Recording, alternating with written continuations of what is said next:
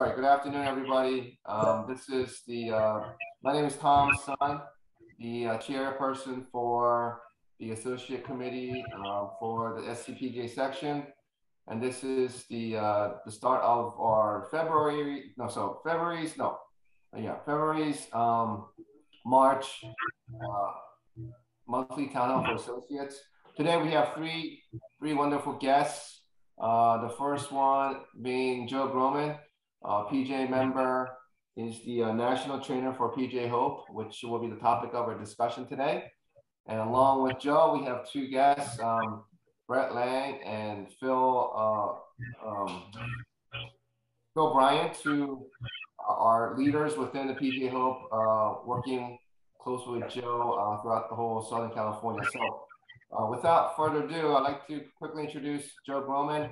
Joe Groman is a PGA member, been very active in the Southern California section and being part of the board, many committees. He's won many awards. To highlight a few, he's won the Youth Player Development Award in 2017 for the section, Patriot Award in 2014 and 2021, Bill Strasberg Award in 2016, Merchandiser of the Year, Public 2014, Golf Profession of the Year in 2013, and President's Award in 2012. And recently, Joe was named the National Patriot Award winner recipient for 2021. So sincere congrats to Joe for all of his achievements, for all you do for not only for our PGA, but for our veterans of this great country. Currently, Joe is the Director of Instruction at Old Ranch Country Club. Is a national trainer of PGA Hope. Without further ado, Joe, I'd like to give you the floor. Sorry if I missed anything in the introduction. Just tell us more about PGA Hope, what it stands for, and why you been a part of this program for such a long time. Well, thank you, Tom.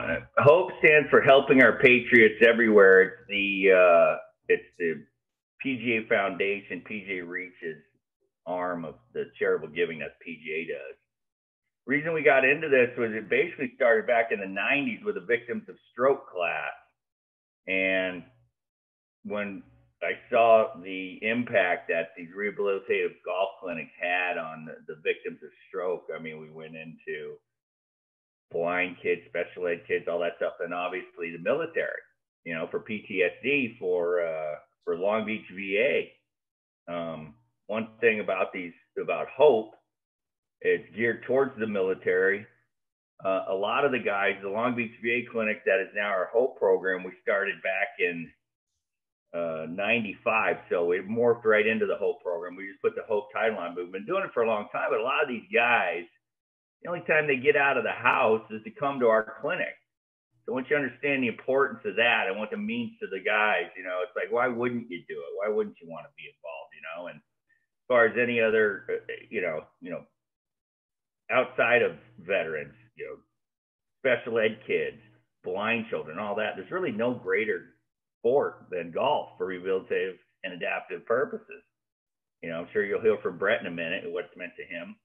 And you know, Phil down at Pendleton, you know, the guys down at Pendleton, you know, I mean, Phil, tell yourself how many guys golf saved their life. You know, I've heard it myself many times. But again, it all started way back when we realized how important golf was for adaptive, rehabilitative and adaptive experiences with the victims of stroke. We morphed it into the veterans, and it's just been, you know, we've been going strong since the mid-90s. It's the right thing to do, Tom, in my opinion. Yes. Plus, you know, we have a great time, you know. We get to hang out with great people like you. You host the Camp Pendleton one once a month for us now. It's a party when we get to your place. So that's why we do it. You see what we do. It's just a great time. We sprinkle in a little golf. It's a great time with a little golf sprinkled in there. That's what we do. That's why we do it. So, Joe, I thank you for that. I wanted to ask you the next question is, so how can we be more involved in PGA Hope for the people on the call today and the people who will be actually watching a recording of it later after this call? How can PGA be more active in terms of this PGA Hope program? That's a great question. You actually have to be certified. And like you mentioned earlier, I'm a national trainer. We have a certification class going on April 18th at Newport Beach Country Club that you'll want to go to if you want to get certified for the class. You were at the one we did at Coronado recently. That allows you to put your whole program in. Basically, you get certified by a national trainer. If it's in SoCal, it's going to be me. And that allows you to have your own program. What you're going to do then is you're going to put together a budget with what you want to have in it. Is your golf course going to charge you for range balls? Are you going to have lunch supplied? You can budget everything in, and I recommend you over budget rather than under budget. But then you turn the budget into Matt Gilson at the section office. They'll approve it for either, one 6-week class or 2 6-week classes or 3 6-week classes throughout the year.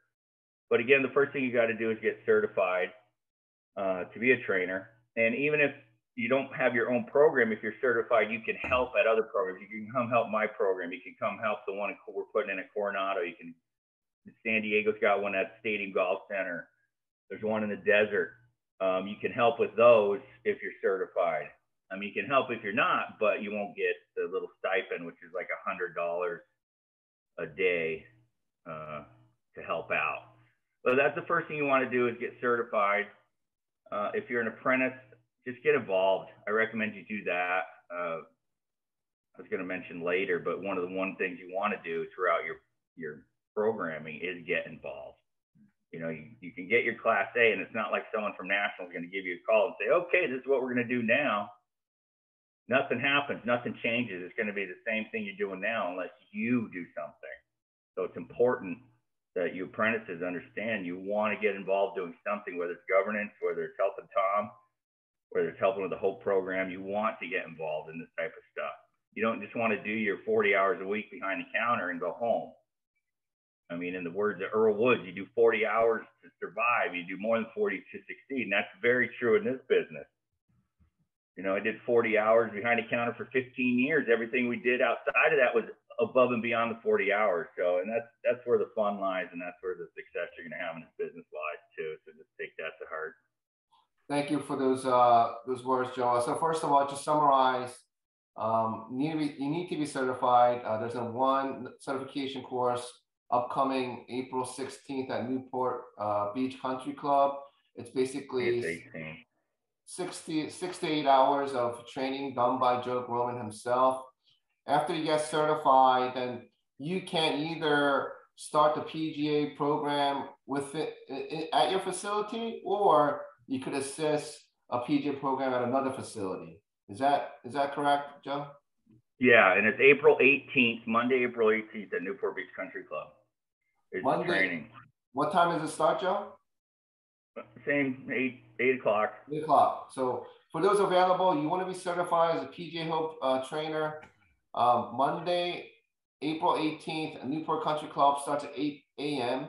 I'm sure the section will have an email going out letting everyone know about it, but if you're interested, please do attend. I attended the one just recently in February down in Coronado. It was a great day of learning through Joe, and now I'm PGA Hope certified and can start a PGA program at Arrowwood with support and I guess approval of Matt Gilson from the section. So I think it's a great program to help out our veterans. I'm a veteran myself, 5 years in the Army, but just what's happening right now in Ukraine, it just highlights how important our military is to our country, and hopefully you guys become more active in terms of helping veterans improve their lives through golf. So we have two guests, Joe. I just want to quickly get them involved in the call, if you don't mind.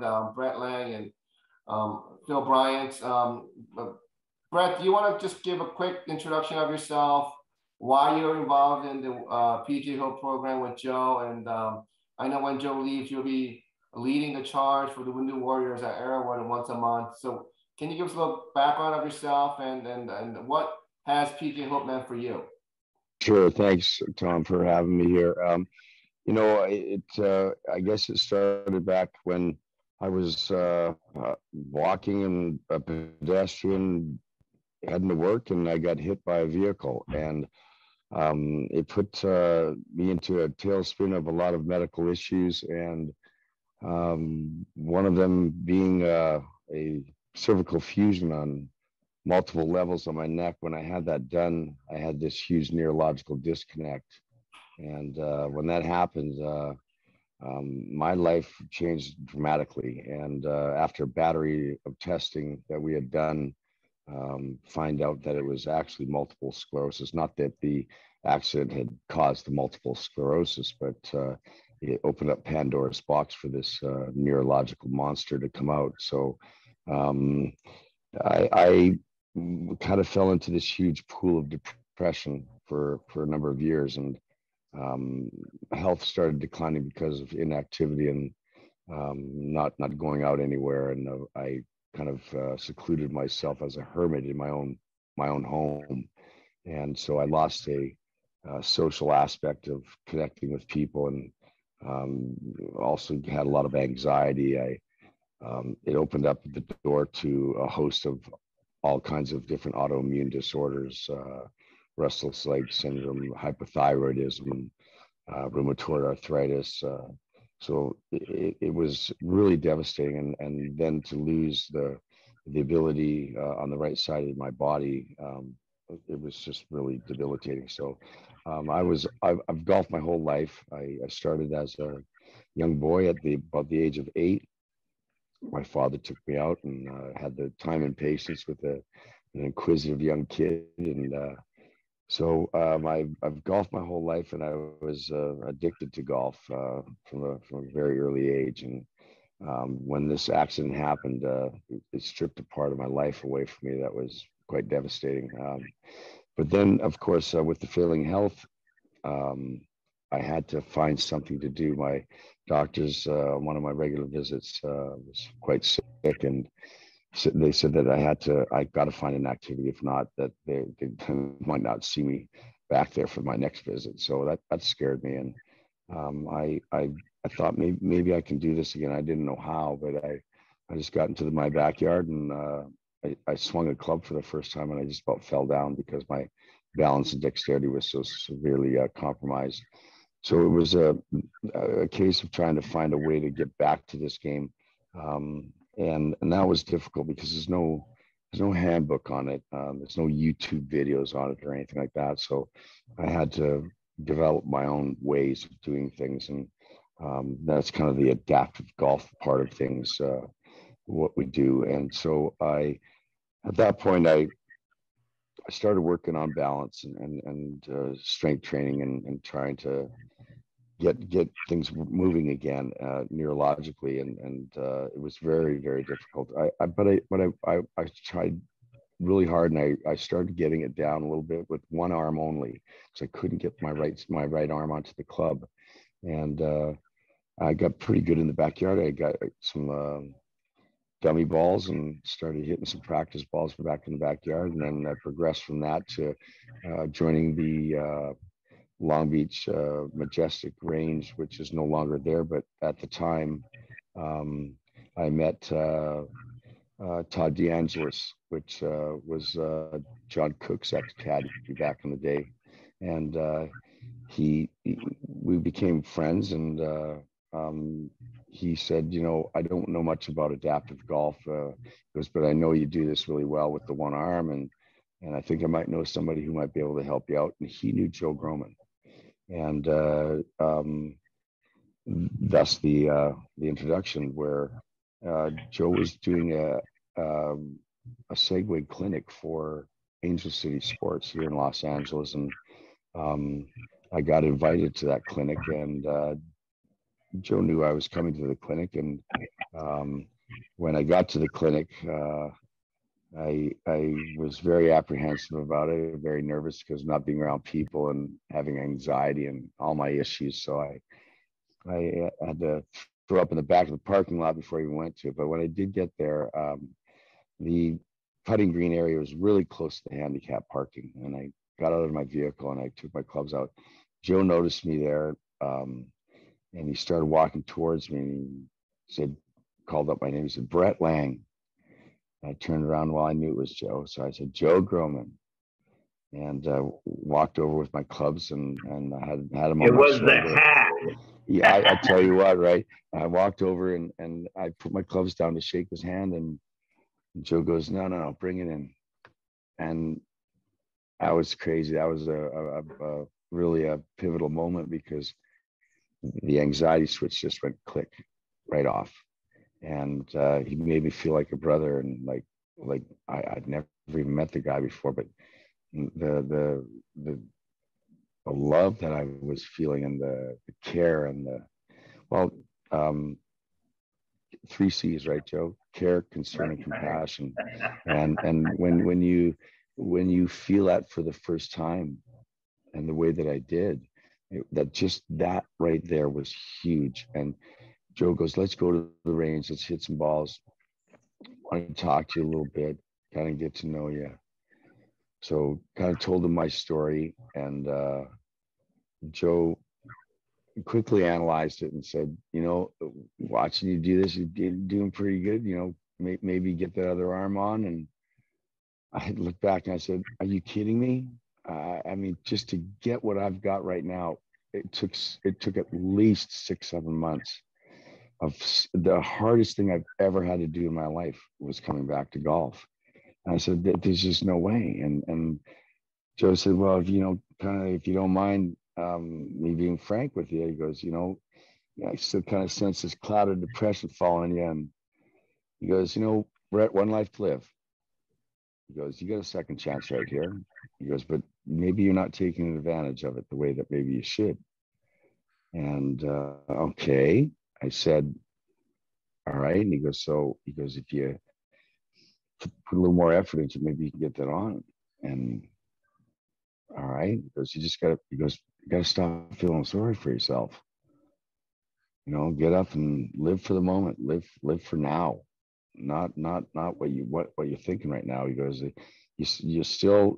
I looked ill at the time, so I was, but he was having a clinic in another 3 months, and he challenged me. Said, I'm going to have a clinic at the Navy golf course at Seal Beach, and give you 3 months, see what you can do. And at that time, I just, it's on. It was so on, it wasn't even funny, because I welcomed the challenge, and I wanted the challenge, although I didn't know how the heck I was going to get there, but I wanted it. I wanted to get there. And for those next 3 months, it was tireless. It was just over and over. It was very repetitive and a lot of hard work. I thought I was going to quit a bunch of times. Family, friends, everybody was very supportive at that time with me, because there was a couple of times where I said, I can't do this. There's too much pain. But I got through it, and I got that other arm on.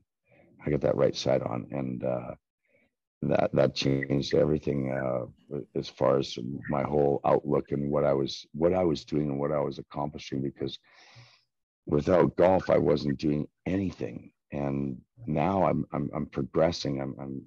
I'm starting to walk better. I'm starting to move better. I'm starting to do more things. I'm socially engaging with people.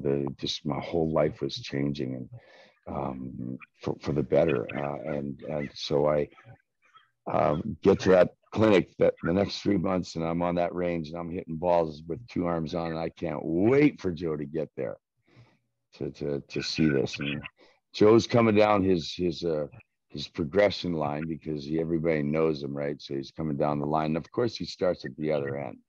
It has to be the long way around. And he finally gets to me, and he's standing behind me, got his arms crossed, legs slightly, at ease. And I look back at him, I go, well, what do you think? And he goes, okay, good. And I'm kind of thinking, what the hell? I mean, I worked really hard for this. And he's like, I know you did. He goes, I know you did. He goes, but you're still progressing. Okay. He goes, have you get your handicap yet? No. Okay. He goes, well, wouldn't you think you'd want to get your handicap, see where you fall as far as progression goes? I mean, how are you going to follow it? Okay, right. So, it was this like this leading carrot, right? Always this carrot coming down and leading you. So, and that's what I needed. I needed that guidance. I needed that carrot. But somebody needed to be at the other end. And so, okay, all right, I'll go get it. And Joe goes, and I'll bet you anything. He goes, you get your handicap established. He goes, and I'll bet you're going to be a high handicap. I hate to say it, but I just think you will be. And I'm like, I don't think so. He was right. I was at least 30. I mean, I was terrible. I'd be falling down all the time because anytime you put me on slope, where you introduce slope now to the game. Well, I was doing everything on flat ground, doing everything on a mat. Well, and now I've got slope, and that's different, and especially with my balance and dexterity. So, yeah, I wasn't very good, and my worst position was ball below feet, because if ball was below feet, I always felt like I was falling back, and I've got an issue with balance, so that would pull me off the ball all the time. So yeah, there was all these aspects now that I've got to start working on, where you think I thought I knew what I was doing with golf, but it was like it was brand new.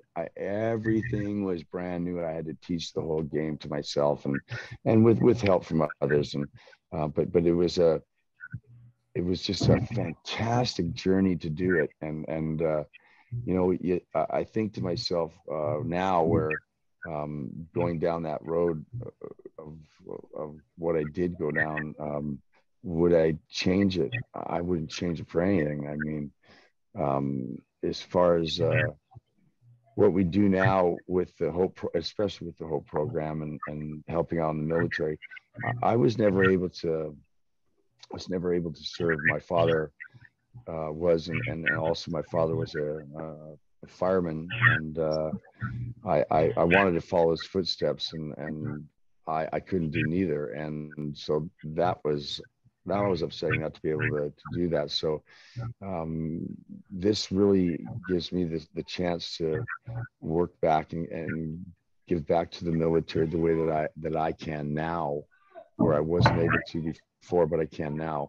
So it's very dear to me to be able to do this for the military and to give back to our branches, and really important to me to do this. We don't do what we do without our safety from our military, and nobody does what they do in life really without it. So that it's so important. And then also some of the war eras that we've gone through are somewhat troubling as well, where we look back at history and we see the First and Second World War heroes come back to a ticker tape parade, where the rest of them know.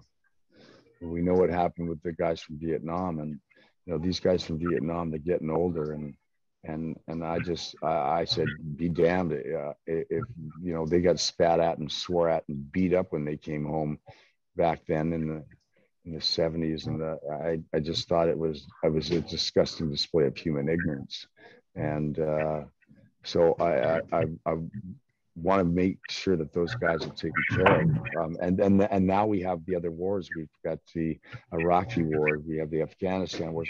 These are now following suit with the Vietnam of our soldiers, men and women, are coming back, where there's very, very little recognition of what they've done and how they've protected us through the years. So the Hope program allows me to do that. But what a journey I've been on, and I'll stop kind of right there, where being able to give back this way, I've dedicated my life now to giving back to those less fortunate. And Joe was saying before that, with the PGA guys, where needing to get involved or wanting to get involved, how can you not have the heart and pride in your nation to not want to do something like this for yourself, and not only yourself, but helping out our military branches.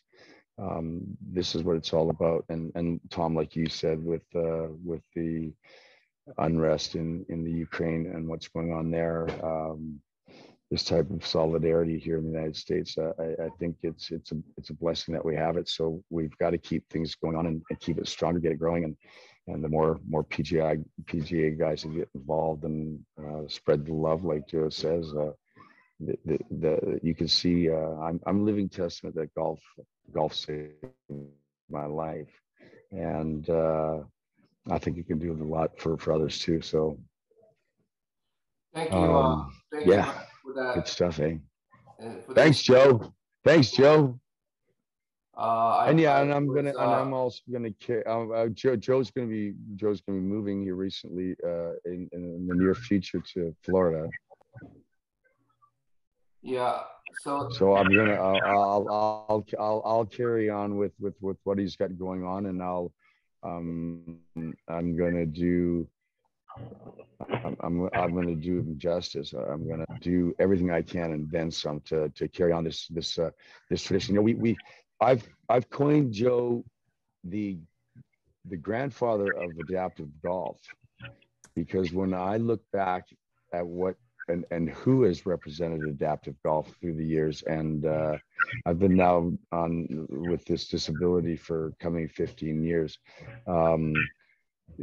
Nobody has done it longer than Joe, and especially with a PGA title behind it, and that says so much to me. And especially, he has no disability. Okay, understand, he has no disability. He has nobody in his family with a disability where he's taken care of or has to do this stuff. So for him to want to take himself out of his life and give back to those less fortunate in this type of manner, I mean, wow, that is so, that really was another pivotal point in my life where I want to do the same thing. So yeah, thanks Tom for allowing me to share this with everybody, and thanks everybody for your patience with me too. Great job. Inspirational story that you just provided for all of us. Not only is it an inspirational story, but what you're doing today and forward for PGA Hope is going to be wonderful. And it just goes to show what your story tells is what a wonderful human being Joe Groman is, not just a PGA professional, but a human being, making a positive impact in people's lives and saving people's lives. It's incredible what he's done for our disabled people who are disabled, not only veterans, but also non-veterans. So thank you so much, Joe, for all you've done and what all you will be doing going forward for this great PGA Hope program. I want to ask Phil Bryant. Phil Bryant, thank you for your service in the Marines, Semper Fi. Give your floor to you and give yourself a quick introduction, and then why are you involved in PGA Hope and Wounded Warriors, and what it not only meant for you, but for your soldiers that you lead every day. Well, once again, everybody, thanks for having us here. This is this really special moment. I really appreciate, being part of this. I served in the Marine Corps for 8 years. Became a staff sergeant. Got out, went to 28 countries over those 8 years, deployed. And what the Marine Corps did was change my life. What it did is I was in college playing basketball, not getting much of anything done. Marine Corps changed my life and provided me the opportunities to where we're at right now. My wife is an active duty Marine. She's an E8, getting ready to be an E9. She's 18 years in. My children were all born on Camp Pendleton right here. So we're a Marine family. And not just that part of my family, all my golfers and shooters, because I'm actually a shooting coach. I teach marksmanship for the Marine Corps. The Marines are my life. They're my family. So, I live by God, Corps, country. And Corps means my family and all my Marines. And I don't say that lightly at all. They're all held close to me. And the way I got involved with Joe, it was so cool, is I finally got the golf program. I've been coaching shooting for about 5 or 6 years. And then they kind of created a golf program. It wasn't real official, not a lot going on, but Joe was hosting clinics, and there was tournaments here and there. Once it finally got dropped into my lap, I linked up with Joe. And when you meet Joe, he's one of those guys, you know he's a coach. You can tell right away, because I believe that I'm a coach. That's my calling in life. And when a coach meets another coach, it just starts clicking. So me and Joe clicked right away, got along. So what I wanted to do is to bring as many Marines as I could through our program, because I work at the Wounded Warrior Battalion. I just left the range today. I worked with 20 Marines today on the firing line. That's what I did the whole day. And when you guys are talking adaptive sports, and I'm telling you what, golf and shooting are the two most adaptive sports. Okay. And they're so closely linked to the things that you do when you shoot and when you line up for a golf shot. It's very similar. So they go together. So, you know, this is a blessing, you know, that was given to me to work with Marines, be a coach, and then be given golf and shooting. Okay. So meeting Joe and getting to know him, Marines, we're all about our brotherhood. You know, that means brothers and sisters, but our brotherhood.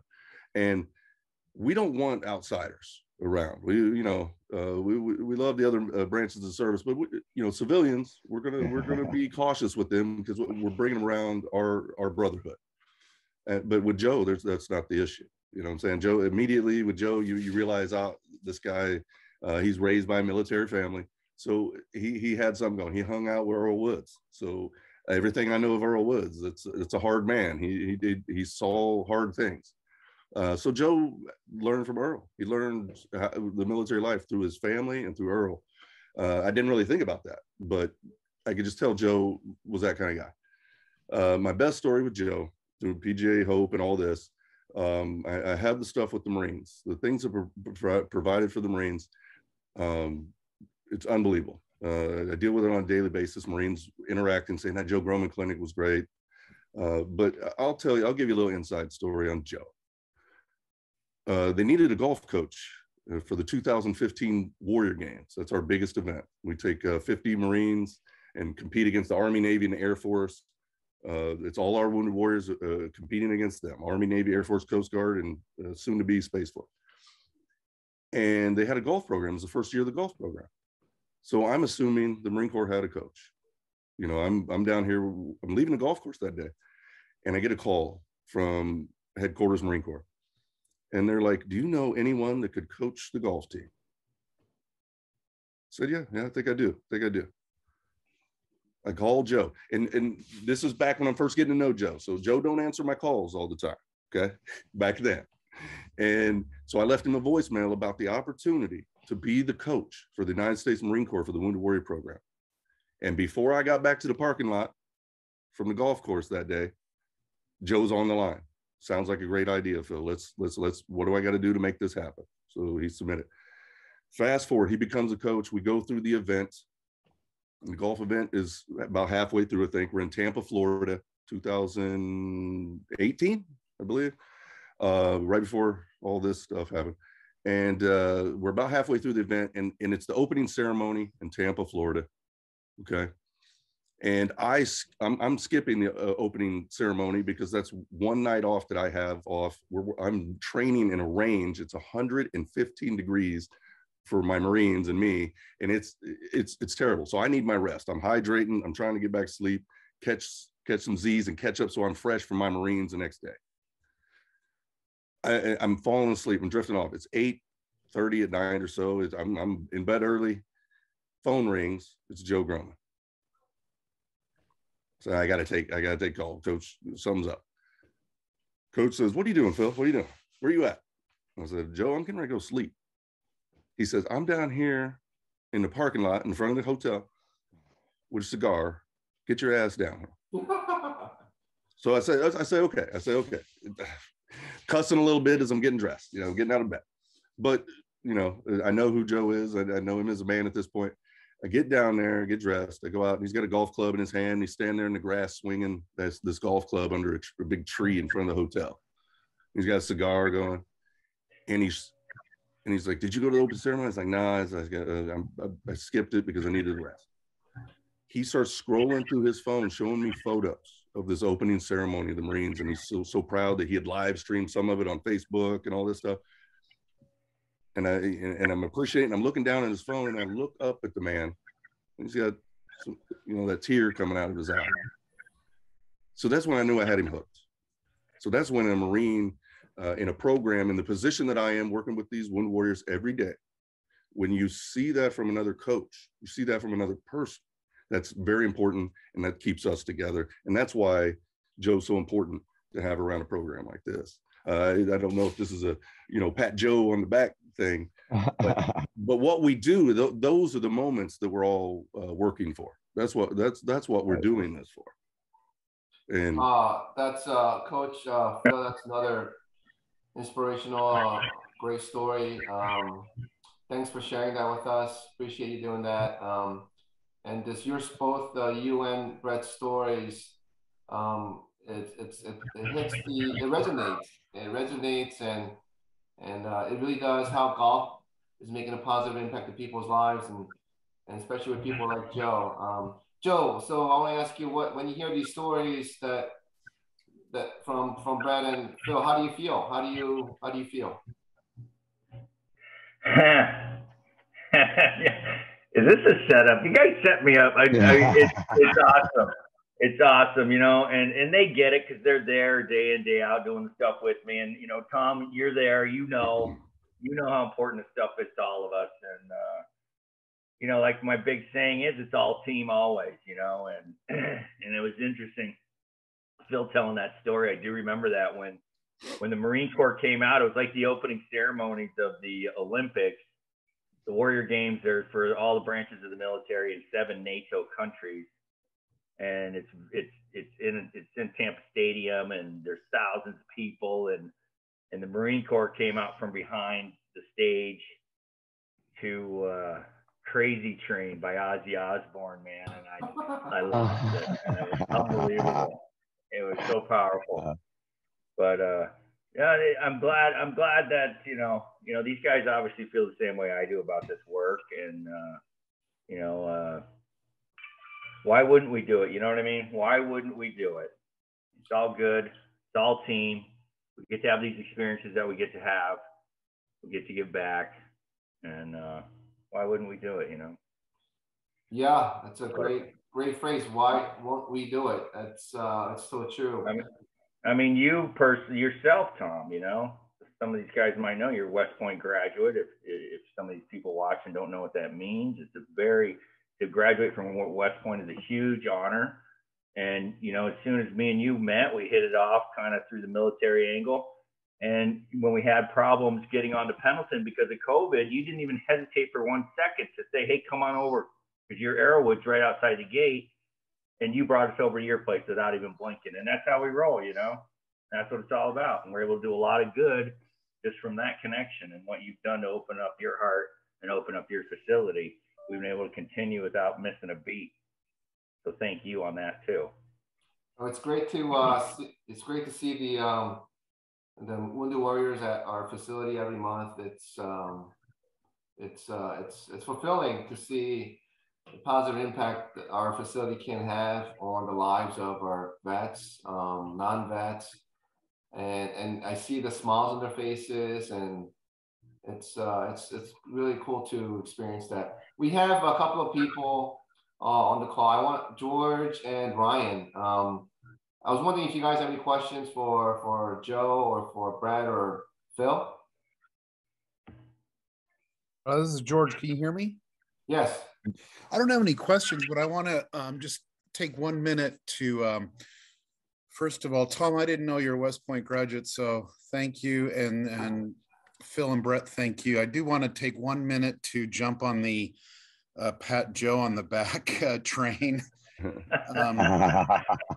I have been a golf professional since 1984, a PGA member since 1991, which means I'm old. Wow. I have done an awful lot in the game. And there's a reason I'm on this call. It's to honor veterans and Joe. I met Joe in the early 90s when he was doing clinics for the LA Junior Foundation for the Blind, for stroke patients at Long Beach Memorial Hospital, other programs. And then he invited me to assist him with Wounded Warriors. I don't need thank you from veterans. I thank veterans for allowing me into their lives. The most touching thing I had ever heard, or one of the most touching things, was a veteran who, after about an hour and a half class, publicly said in front of all of us, "Thank you for making us feel normal for a little while." That just blew me away. You know, the gentleman was probably suffering from PTSD. That was a long time ago, and I will never, ever, ever forget that. It's also a no-brainer. Brett and Phil, you know, talking about golf, and nobody talked about how advanced they could get in the game of golf. It was just really about, you know, life enhancement. You know, Brett's talking about balance. Phil was really cool talking about the parallels between shooting and golf. I've always been a good marksman, and I've always felt that a lot of it was because of golf, or the other way around. Well, I'm not a good golfer, but so I just grateful to Joe Groman, to all of you. And Joe, I've shared this with you before. As the director of golf for the County of Los Angeles, we have held numerous Wounded Warrior clinics. We've served hundreds of veterans, and each and every time my eyes water up and say that our ability to serve all of those veterans is because of you. So I didn't put those together. You led me to the river, and I drank the water. So Yep. God bless to all of you. Thank you, Well Tom. said. Well said. Thanks, George. Thank you, brother. Thank you, Thank you George. for your comments, your feedback.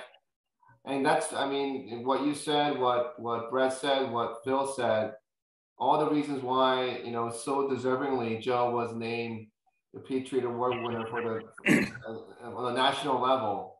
And it's so deserving, and it's great for him to be recognized that way. And can't wait to go to Phoenix, Scottsdale this November and see Joe winning the award and making a speech in front of all of PGA leadership throughout the country. So can't wait for that to happen. Ryan, any questions from you? No, can you guys hear me? Yeah. Yeah, it was nice hearing your stories. I work over at the Crossings and one of the assistants there. I actually ended my own active duty.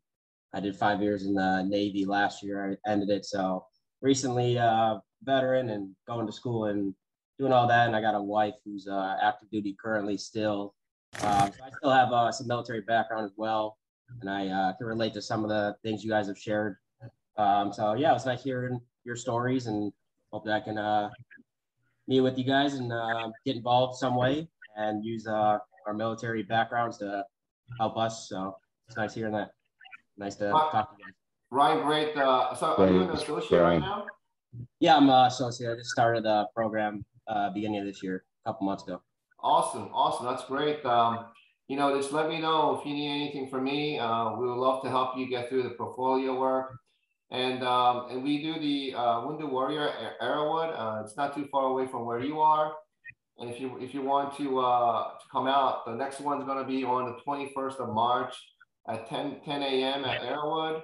So I know you're busy with your family and work, but if your schedule allows, that's the next one. We have it once a month. So please let me know if you're interested in coming. Okay. Yeah, sounds good. Thanks for the meeting. And also let me know if you need any help with the portfolio work as well. Okay, sounds good. Thank you. Even though you're Army vet and Navy vet, Army vet was willing to help you out. Okay, sounds good. I feel the same way. So same thing with the Marines. That was coming. We'll let you guys work it out. Yeah. Right.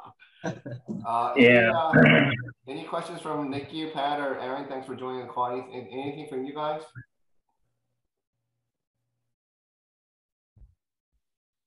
All right. I wanted to give the floor to Joe to end the call.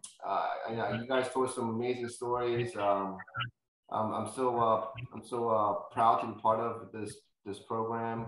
Joe, you want to last final remarks before we close the call? Yeah, just as far as being an apprentice is concerned, like I alluded to in the beginning, just go out and do stuff, get involved, do what you can. Tom here is in charge of the associates, and he will get you through your first level without too much trouble. You just follow his lead. But as far as getting involved, whether it's Hope, whether it's just at your own place, getting a junior golf program, getting involved with that. I'm talking as an associate. Becoming good with your own game. Just because you pass the PAT, don't sit on your game. Become as good a player as you can. Become as good a teacher as you can. Again, get involved with group lessons, junior lessons. Get involved outside of your 40 hours. Get involved. Keep your game sharp. Keep your chin up. Keep a smile on your face. You're going to go far in this business. Again, Joe, thanks for your words of wisdom. They're so appropriate for our associates. Get involved is the way to go. And again, Brad and Phil, thank you so much for joining, giving us your testimonials. It really adds. You really adds to this call, and it really resonates and touches the mind and the heart and the soul of all of us. Again, Joe, thank you for what you've done. It's been a great time to just share. And thanks to Nikki, Pat, Aaron, Ryan, and George for joining today. This has been a great hour for me. I learned a lot, and hopefully become better PGA professionals and better human beings, and help out our vets and non-vets going forward through the game of golf. Our next call will be on March 30th, 4 p.m. On Wednesday. Jim Richardson, the president of PGA, will be the guest speaker. Looking forward to that very much as well. So again, thank you, Joe. Thank you, Brad. Thank you, Phil. Thank you, everyone on the call. Have a great day. All right. Thanks. Thank you. Thanks, guys.